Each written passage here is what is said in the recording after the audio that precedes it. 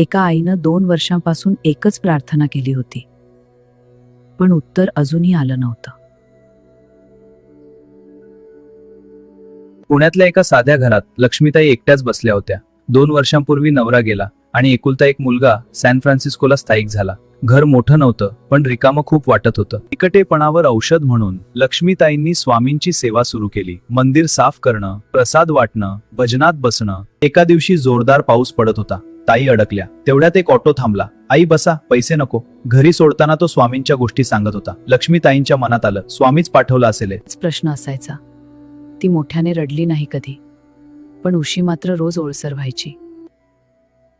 San फ्रान्सिस्कोमध्ये अमितचं आयुष्य व्यवस्थित चाललं होतं, पण मन मात्र शांत नव्हतं. त्या रात्री त्याला एक स्वप्न पडलं. काही शब्द नव्हते, पण संदेश स्पष्ट होता.